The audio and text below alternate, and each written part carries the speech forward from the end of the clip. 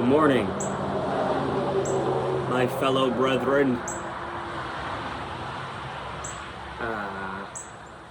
Good morning.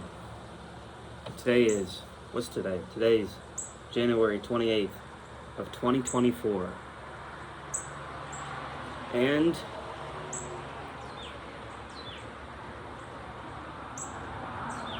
it's a Sunday, a time, a day where I can clean, I can relax,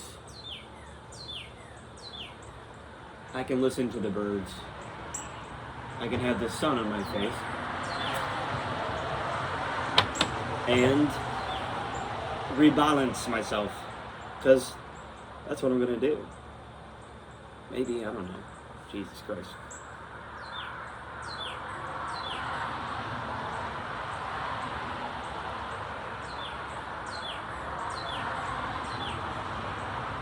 Sorry.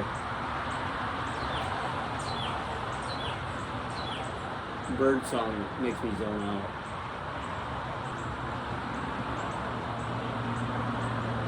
If only cars weren't so goddamn loud.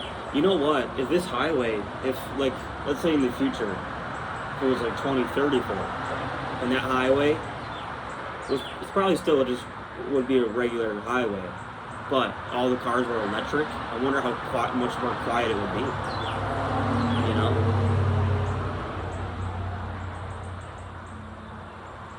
It wouldn't be so loud. But is the noise coming from the engine, or is it coming from like a physical object moving that fast? And like the wind going around the object? You know what I'm saying? Is highway noise internal of the car, or is it just a literal object moving in space? God damn it! Sometimes I surprise myself. Okay, well that's an engine noise. So I debunked it.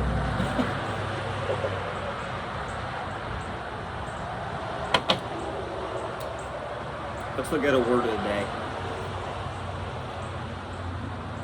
Let's see. Yes, trust this computer. It's my phone because I plugged it in. It's gonna die.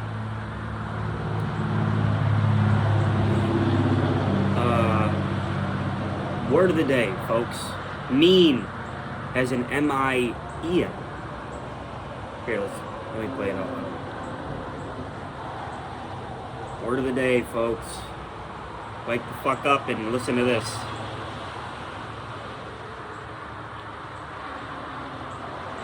Hold on. Wake the fuck up and listen to this. Mien. Right. M-E here. Can you see? Babushka. It's probably reversed, now that I think about it. Anywho, mien. Part of speech, noun, origin, French, early 16th century. Quite a quibble it is. And its definition, one, there's only one. A person's look or manner, especially one of a particular kind, indicating their character or mood. And today my mien is relaxed, content, optimistic, excited, blissful, grateful, thoughtful,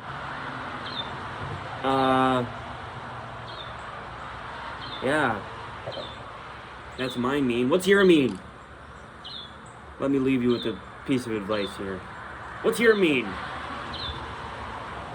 Let me leave you with a question.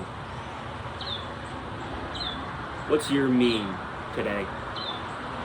And don't be mean about your mien. Figure out your...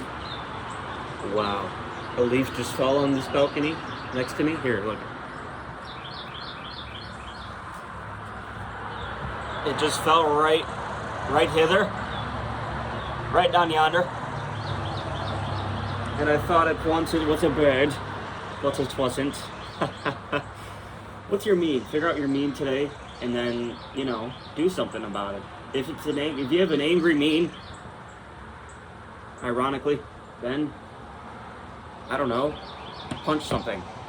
Punch someone. No, don't do that. Go for a run.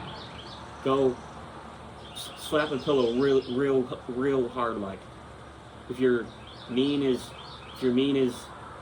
sad, well then start dancing. Just dance the sadness away. If your mean is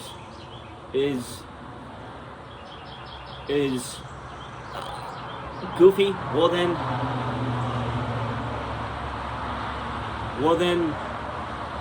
paint a picture, I guess. Maybe. I don't know. Do what you gotta do. If it ain't aggressive or hostile to other people or harmful. 2, ventilate your mean. And that's what you should do today. Ventilate your mean, M-I-E-N. And before 5 minutes ago, I didn't even know what that word was, and now I do. So, we learn, don't we? I thought of something when I said, dancing away, dance your sadness away, which, is feasible for some people. But it made me think of, and I'm going to look this up, actually. I'm going to look this up because it's a real thing. There was a thing. I don't know what year it was, but it's a real thing. Hold on, I'm going to find it first, and then I want to say it was called Dancing Plague. Yeah, look, Dancing Plague. So one of the first options that comes up is Dancing Plague of 1518. And this is a real thing. Dancing Plague. So, look, okay, so, alright. At first, the first thing that came was Wikipedia, right? And I'm like, okay. When I was scrolling through just then, I was like, alright, I'm not gonna use that as I'm not going to cite that as my source, But then I scroll even further, and then, look, History Channel and Britannica. So it really is legit, you know what I'm saying? The Guardian. So this is a real thing. So I'm going to go to the History Channel. There's pictures of it. In July 1518, residents of the city of Strasbourg, then part of the Holy Roman Empire, were struck by a sudden and seemingly uncontrollable urge to dance. The hysteria kicked off when a woman known as Frau Trophea stepped into the street and began to silently twist, twirl, and shake. I got a text message. Jacking up my flow. She kept up her solo dance-a-thon for nearly a week, and before long, some 36 other Strasbourgists had joined in. That's a strange way to... Strasbourgists. I'm assuming that's the people of Strasbourg. But Borges is a word, isn't it? Burgess? Whatever. By August, the dancing epidemic had claimed as many as 400 victims. With no other explanation for the phenomenon, local physicians blamed it on hot blood and suggested the afflicted simply gyrate the fever away. Look! I said gyrate the sadness away, and they're gyrating that fever away. Well, hold on, let me go back because I got that text message kind of distracting me there for a second. She kept up her solo dance-a-thon for nearly a week, and before long, some 36 other Strasbourg had joined it. She danced for a week. Imagine dancing for a week long. But see, it doesn't say anyone perished, but then it's, because it says, look, she danced for a week, and then it says, by August, the epidemic had claimed as many as 400 victims. So it's saying there's victims, but it didn't say anyone died, It just says she danced for a week. But anywho, we continue.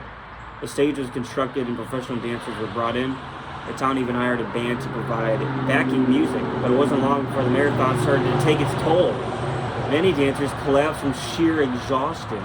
Some even died from strokes and heart attacks. The strange episode didn't end until September, when the dancers were whisked away to a mountaintop shrine to pray for absolution. What in the hell is going on here? The Strasbourg dancing plague might sound like the stuff of legend, But it's well documented in the 16th century historical records. See, it's a real thing. It's also not only known. It's also not the only known incident of its kind. Similar manias took place in Switzerland, Germany, white, in Holland, though were as large or deadly as the one triggered in 1518. Though few were as large or deadly as the one triggered in 1518. What could have led to people to dance themselves to death? According to historian John Waller, the explanation most likely concerns Saint Vitus, a Catholic saint who P.O.'s 16th century Europeans believed had the power to curse people with their dancing play. When combined with the horrors of disease and famine, both of which were tearing through Strasbourg in 1518, the St. Vitus superstition may have triggered a stress-induced hysteria that took hold of much of the city. Other theories have suggested that dancers were members of the religious cult, or even that they accidentally ingested ergot, a toxic mold that grows on damp rye and produces spasms and hallucinations. Well, surely that would not be the product of something sober, right? Even if it wasn't from intoxication. Because stress can be intoxicating, right? You know, god damn, I look rough, don't I? But who cares? Because my mien is... because I have the mien of a man that is careless and carefree. But yeah, I told you that shit was legit.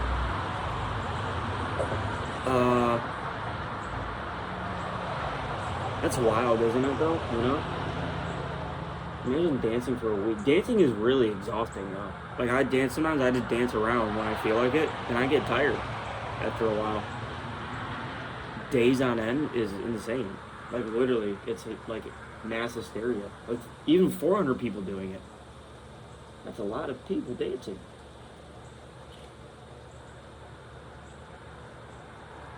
It would be so cool to travel back in time to those... What era was the 1518? Medieval times? I'm gonna look that up too. But like to go back to like medieval times when everything was like mythical and like there was like well documented things like this to like really understand what the real context of it was. Like was it really, you know, a mass hysteria? Was it really believed to be like, you know, a curse put on people?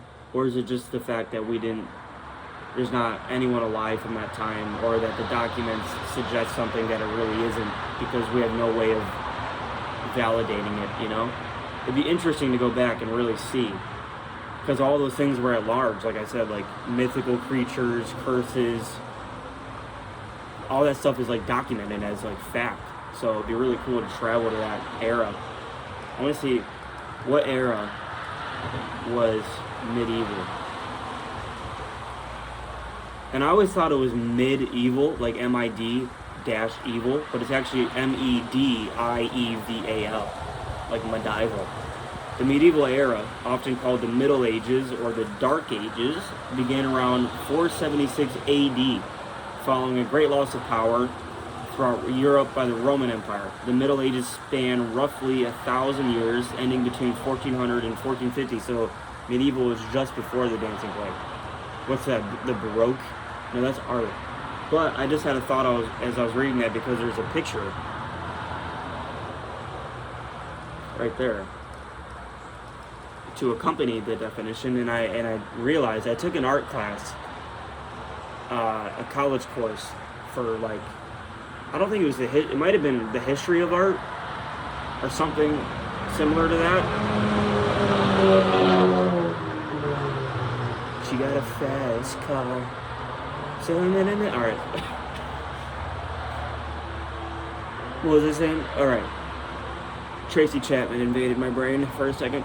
I took a history, an art, I don't think it was an art history class, but it was an art class. And I realized by reading that, I'm getting back on track here, no pun intended, that you can learn a lot about history through art. Like just observing art and then also like knowing when it was like conceived and things like that and why. Because like for example, like I said, the Baroque period that has a distinct style because because of the external pressures that are outside of just the piece of work that you see, like, you know, the social climate and things like that, which are, I would say, massaging the thought process to make it a certain type of work, if that makes sense. It was kind of confusing. That didn't really work, really, that metaphor. But basically what I'm saying is you can learn a lot about a period, you can learn a lot about the overall populace conscious and what it was like at the time, just by observing the art that's being created. Kind of like the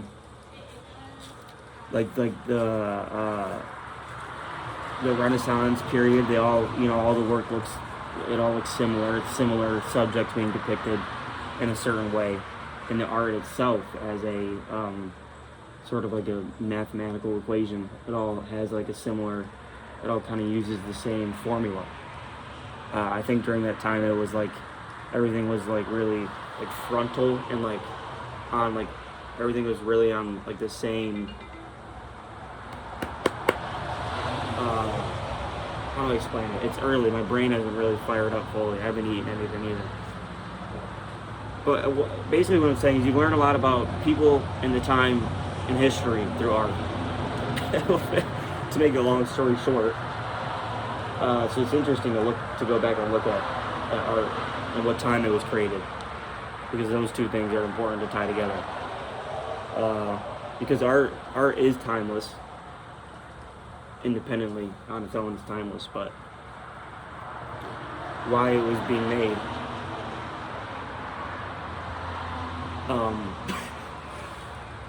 why it was being made is affected by the time that it's in. I don't know if that made sense. I kind of trailed off, but let's see, 17 minutes. We're 18 minutes in. I wasn't even really planning on I didn't even know I was going to do this, so I'm probably not going to go any further, because like I said, I just woke up, so I should probably eat something, you know. But this is fun. Getting back into the swing of things here. And figure out your mean and let it mean something. Find your mean and let it mean. All right. You have a wonderful day. Goodbye.